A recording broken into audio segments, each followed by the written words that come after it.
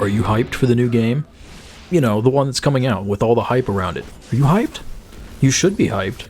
They've spent lots of money making sure you're hyped. This commentary was going to be about using statistics to balance the different supers in Destiny because they all just kill things. That seems easy. Probably not actually the case, but I think we need to talk about hype. Destiny is, after all, not the new hyped up thing anymore. Game marketers seem to have perfected their methods, from the slow drip feed of information months ahead of release for the hardcore fans, to the demo, and then the sudden marketing blitz about a week before release, all to get the maximum amount of hype and get as many day one and especially week one sales as possible. And while there isn't necessarily anything wrong with this, it can turn somewhat abusive in the eyes of the gamer and consumer, especially when a decision to buy is based on the game's hype and not necessarily the game. In a lot of places, there isn't a clear line. There's lots of gray area. Take, for example, in-game cutscene versus pre-rendered cutscene versus concept art. And what you see a lot of nowadays with the whole this is in-game screenshot, but there's no UI. And of course, they cherry-pick what they take, but if they didn't, you might just get random screenshots of walls or things, just random stuff, and you wouldn't have a good idea what the game was supposed to be about. In the end, it's how did they actually represent the game they were trying to sell you.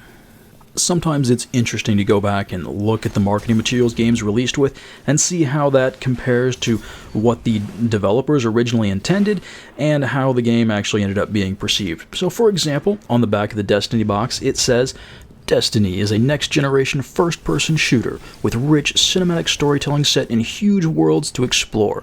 Create and customize your Guardian, defeat your enemies, become legend in intense cooperative, competitive, and innovative public gameplay modes.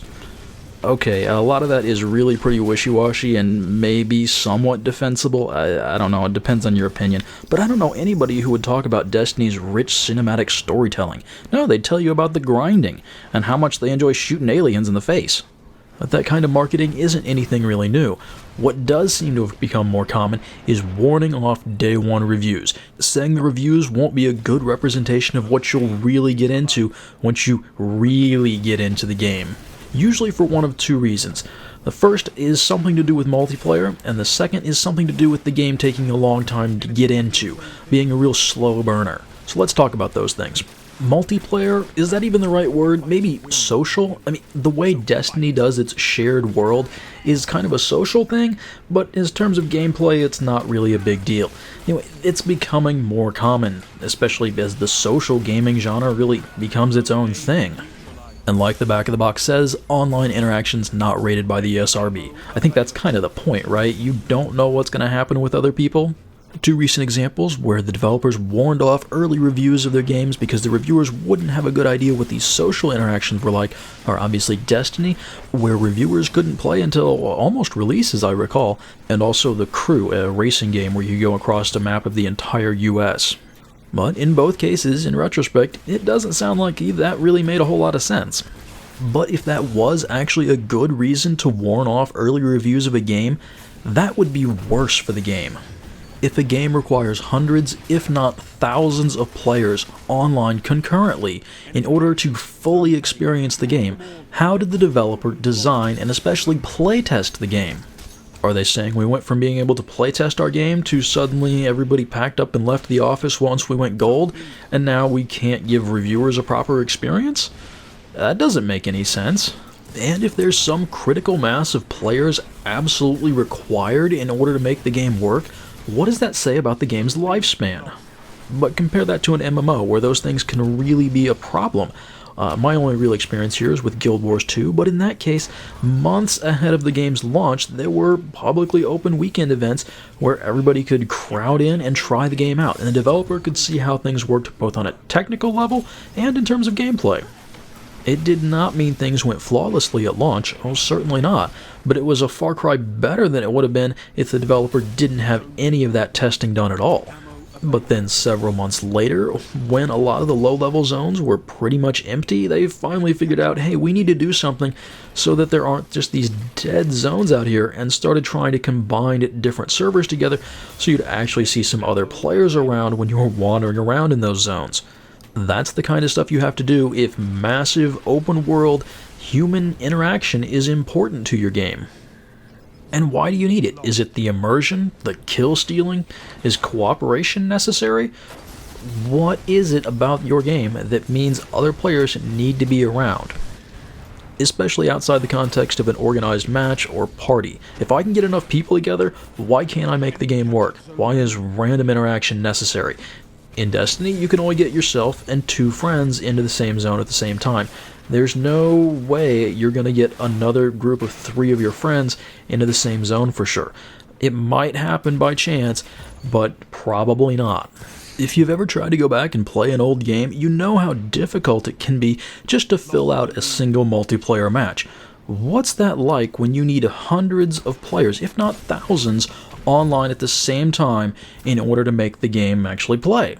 That doesn't make sense. So are you saying that after a couple months the game just won't be, well, it won't be what you should have reviewed? No, because for most of the game's life it's gonna be like that. It's probably not gonna have a massive population of players everywhere. But that's also one of the reasons why developers feel like they need to hype up especially multiplayer games at release, so lots of people get on and try the game early on so that they can all find games easily enough. Might not be the case a couple months down the line, but if the game starts and they just don't get the servers going with that critical mass so that people can find games, well, that's probably going to be pretty bad for the game. The thing is, reviewers know there aren't a lot of people on pre-release. Maybe other developers, other reviewers, maybe some family members of the developers, and they know to expect long wait times for multiplayer games. That should be part of the job. General public, not so much, but reviewers should be used to that stuff. But subtly it also tells gamers, hey, you need to get on this game right now before everybody else leaves and you can't play it anymore. If you want to experience this awesome game, you better get on it right now or you're never going to get a chance at it. So warning off early reviews because there aren't enough people online may be total BS. And if the developer hasn't paid a lot of attention to making sure that those interactions can happen once the game is released, even without a whole lot of players everywhere, well, that does not bode well for that game. So what about warning off early reviews because the game is a slow burner, or in Destiny's case, Bungie said that the real game starts at level 20. And in Destiny's case, the question would be, why would you say that? Because by level 20, you've pretty much experienced what the game has to offer. Some games can take a while to get into just because they take a long time to learn. I know my experience with Guild Wars 1 was that it took an embarrassingly long amount of time before I even started to get and appreciate the combat system, but at that point I really started to enjoy the game. Or maybe it's a grand strategy game where a single playthrough can take quite a while. In that case, it might take a couple playthroughs to experiment with things, start to see how everything's used from one side to another, play some different factions, and get an idea for how the game is going to work. But if a game takes a long time to get into just because you have to spend time unlocking stuff, not learning how to use things, then that seems kind of abusive to me. It's a ploy just to get players to spend more time, especially early on, so that they haven't experienced the whole game yet and maybe convince their friends to get the game too. Now, you don't want a game to be over too quickly, but at the same time, dragging it out unnecessarily can make a decent game terrible. In other words, if you see timers everywhere and XP requirements for everything, it's probably not an indication of depth, but rather a lack of it. If you're the type of gamer who visits gaming websites, watches gaming videos on YouTube, and gaming commentaries like this strange one, it's easy for the amount of hype and just advertising that is thrown at you as a game is about to come out. It's easy to get overwhelmed by that. For people who don't pay as much attention to gaming, well, maybe they don't see as much, and that's who the marketers are really going after. But if you're seeing the ads, reading all the forum posts, watching the videos and the speculation videos and the rumor videos, yeah, it's going to be overwhelming. And how many games could ever live up to that kind of hype? Very few, and it's still a subjective thing about how good a game is. Don't expect games to live up to the hype. It's a bizarre concept. Do expect that the advertisers and developers are at least reasonably honest with their advertising and what they're saying when the game is coming out, and people are trying to make an informed decision about whether or not they want to get a game. I want to thank you guys for watching. I hope you enjoyed the video and the commentary. I've been trying to get back into this commentary thing, though it can be difficult at times. Hopefully some new games come out, or spark some more interest in doing some more videos. Got burned out on Destiny after about 2 months and just barely played any games since. Now, what to do with the rest of these Destiny clips? How about a short montage? Nothing special, but it'll be fun. Thanks for watching again, guys, and I'll see you next time.